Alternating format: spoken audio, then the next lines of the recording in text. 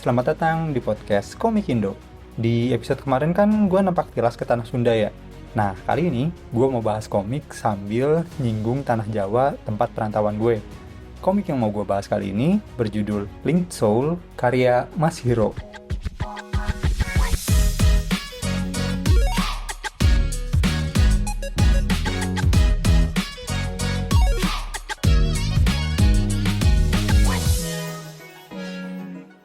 Komik Linked Soul ini sebenarnya adalah komik yang udah terbit dari tahun 2018. Dulu komik ini terbit di platform online lokal Ciayo. Cuma kan karena platformnya harus tutup di tahun 2020, komik-komik yang sempat terbit di sana banyak yang harus tanda kutip nyari rumah baru lah. Termasuk juga komik Linked Soul ini. Ya pokoknya singkat cerita, komikusnya tuh dapat tawaran dari platform luar namanya Voice buat nerbitin di sana. Dan akhirnya komik Linked Soul ini terbit lagi di tahun 2021 dan masih ongoing sampai sekarang. Cuma bedanya ya karena komik Linked Soul ini terbit di platform luar, jadi yang sekarang itu terbitnya dalam bahasa Inggris. Kalau gua ngecek-ngecek sih, kalau nggak salah platformnya sendiri itu base-nya di US. Untuk premisnya, komik ini sendiri menceritakan tentang sesosok alien yang lupa akan jati dirinya dan berusaha mengungkap apa yang terjadi di dunia ini. Soalnya kemanapun dia pergi, dia tuh selalu kena tuduh dan persekusi sama warga sekitar gitu.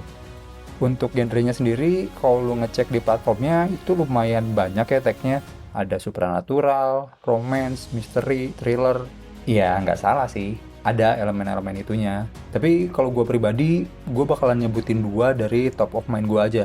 Yaitu action dan sci-fi. Ya karena adegan actionnya lumayan banyak. Dan ada alien ya. Pokoknya kalau ada aliennya tuh kayak udah yakin dah 80% sci-fi gitu. Untuk ratingnya sendiri, menurut gue cocok untuk remaja ke atas sih. Ada kekerasan dan hal-hal yang di luar norma, tapi masih proporsional lah menurut gue. Oke, reviewnya kita mulai dari universe-nya dulu aja ya. Jadi di komik ini tuh settingnya ngambil Indonesia tahun 2025, khususnya di sekitaran Surabaya. Tapi ada tambahan alien dan embel-embelnya lah. Maksudnya ada teknologi alien, organisasi belakang layar yang fokus sama alien, ya semacam itulah pokoknya. Selain bagian peralienan, sepertinya cukup aman sih kalau nganggap cerita ini tuh adalah Surabaya 2025. Sebenarnya kan tantangan saat pakai environment yang bener-bener ada itu apakah cukup believable atau enggak gitu si setting tempat ini buat para pembaca. Kalau menurut gue pribadi sih approve ya. Di komik ini walaupun banyak orang yang tampilannya rada edgy gitu, tapi pas karakternya ngomong, "Oh my god, it's so hot today. The city is crazy." Gue tuh langsung, yes, that's fucking right. Bahkan suasana panasnya tuh di-mention berulang kali gitu. Ada scene pas si alien malam-malam masuk ke rumah yang ber-AC, dia bilang, "Di luar panas, tapi kok di dalam dingin ya?" Dan emang gitu, Surabaya tuh nggak kenal pagi, siang mah nggak usah ditanya, malam ya panas. Gue tuh dulu lumayan sering bolak-balik Jakarta. Iya, Jakarta panas, tapi pas gue ke Surabaya tuh kesannya langsung, hah, ini apa sih? Iya, gue tahu masih ada beberapa tempat yang lebih panas kayak Pontianak atau mungkin summernya di luar negeri. Tapi gue sebagai orang yang tadinya tinggal di dataran tinggi, begitu ke Surabaya tuh highlight pertamanya ya panas. Sama kayak yang dimention di komik ini gitu. Selain itu, di komik ini juga ada aksi pembegalan, terus ada juga pas lagi kerusuhan di kota, pedagang kaki limanya masih aja jualan. Di situ gue justru mikir, ini kan sekarang terbit di US ya, mereka paham gak sih dengan hal-hal yang kayak gini? Dan bahkan ada hal yang tadinya gue nggak tahu. Di komik ini tuh sempat mention flashlight market, pasar yang belinya harus pakai senter. Gue penasaran kan, emang ada gitu di Surabaya pasar kayak gitu? Pas gue cari-cari, ternyata ada dong. Namanya emang bukan flashlight market, tapi pasarnya tuh bukannya lewat tengah malam dan penerangannya minim. Jadi kalau lu mau beli harus nyenterin barang-barangnya gitu. Gokil sih penyajian environment-nya. Oke, lanjut ke cerita dulu. Jadi background cerita di komik ini tuh 7 tahun lalu, di tahun 2018, banyak orang yang hilang dan diduga itu akibat ulah alien. Nah, komik ini tuh ngambil sudut pandang sesosok alien cewek lah. Dia tuh bangun di satu tempat, lupa ingatan, dan tiap ketemu orang pasti dikejar-kejar dan diburu. Jadi ceritanya di komik ini, alien tuh udah bukan mitos, udah proof ada, bahkan pemerintah juga masang berita ngasih imbalan buat penangkapan alien gitu. Nah, di sisi lain, Ada seorang pemuda yang orang tuanya hilang di kejadian 7 tahun lalu itu, dan dia berharap bisa nemuin ibunya dari si alien ini. Gimana? Tidak terdengar seperti action? Tenang, jadi si alien ini punya semacam mekanisme bertahan yang unik dan bisa ningkatin kemampuan mereka gitu, beserta partnernya. Ya, kalau lu nyari pukul-pukulan, tebas-tebasan, ledakan-ledakan, lu bakalan nemu lumayan banyak lah di komik ini. Kalau gue pribadi, ngerasanya penceritaan di komik ini tuh lebih ke tipikal yang plot driven tadinya. Karena gue pertama baca ngerasa karakternya lebih ke keep up aja dengan kejadian-kejadian yang terus berdatangan ke dia gitu. Tapi setelah gue baca ulang, ternyata watak si karakter utama ini nentuin banget flow ceritanya. Ya sekalian aja deh, gue lanjut bahas ke karakternya. Jadi karakter di komik ini tuh yang utama ada dua. Satu Navia, si alien cewek, dan yang satu lagi cowok manusia namanya Rakai. Kalau menurut gue, interaksi dua karakter ini tuh kayak yang ke ubu-ubu momen yang gak dielaborate gitu. Jadi banyak bumbu romance tapi tipis-tipis. Walaupun ada juga sih yang gak. Ada satu interaksi yang turnover momen penting banget, yang cuma bisa di-lead dua karakter ini. Dan gue suka banget sama scene itu. Tapi akan gue bahas di belakang aja, soalnya bakalan spoiler. Cuma mungkin sederhananya, development karakternya udah langsung dibentuk gitu, bahkan sejak awal season pertama. Terus selain karakter utama, ada juga karakter lain, atau mungkin lebih tepatnya party lain kali ya. Jadi di komik ini tuh nggak cuma dua party, di mana si baik lawan si jahat, nggak. Jadi ada beberapa orang dengan kepentingan yang berbeda-beda gitulah di komik ini. Ada kelompok orang yang justru pengen manfaatin alien, ada kelompok polisi yang ya udah dia mah pengen jadi penegak hukum aja. Hal yang bisa gue apresiasi dari komik ini terkait karakternya adalah karakter-karakter di komik ini tuh punya tujuan yang jelas. Kadang kan kalau komik atau cerita yang karakternya lumayan banyak, nggak semua karakternya punya tujuan ya. Kayak misal ada karakter utama, terus ada sidekicknya, terus goal si sidekicknya nggak tahu apa, cuma bantuin pemeran utama doang. Nggak ada tujuan personalnya gitu. Nah, di komik ini tuh yang gue suka, mereka punya tujuan personalnya masing-masing gitu. Oh iya, ada satu lagi soal karakter yang gue suka, terkait baik dan jahat. Si karakter utama di komik ini, dia sendiri tuh nggak yakin, apakah dia baik atau jahat. Jadi, menurut penilaian gue pribadi, komik ini tuh komik yang kualitasnya oke banget, cukup sayang kalau lo lewatin gitu aja. Gue rasa range membaca komik ini bisa cukup luas ya. Buat yang suka action, adegan aksi berantemnya banyak banget di sini. Yang suka romance mungkin bisa lumayan tertarik dengan interaksi pejantan dan betina ini. Gue nggak tahu, susah nyebutnya coy. Manusia sama alien soalnya. Nah cuma ini mungkin ya, masalahnya mungkin karena komik ini terbit di platform luar dengan environment lokal.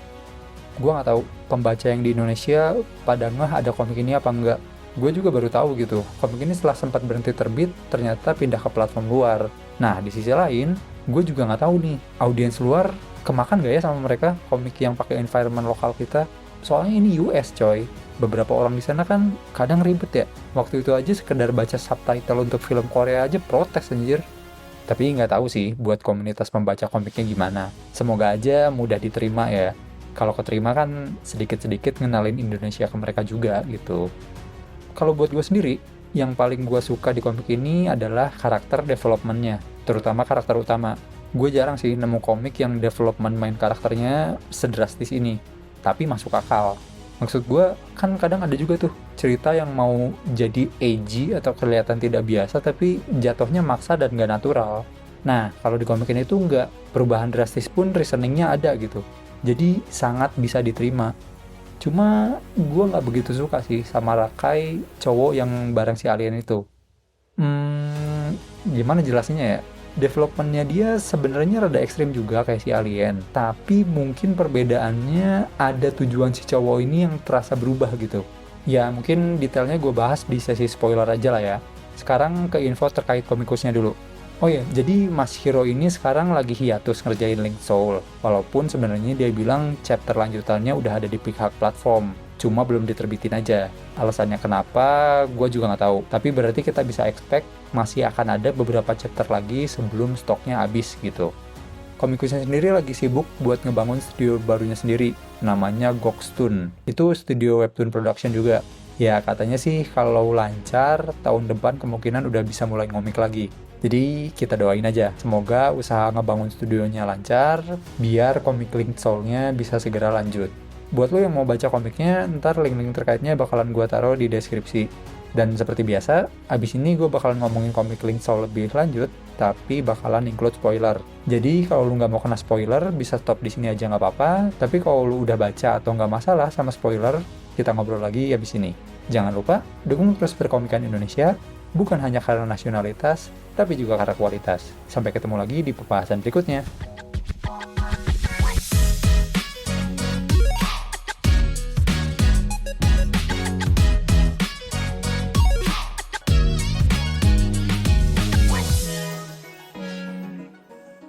Oke, side notes.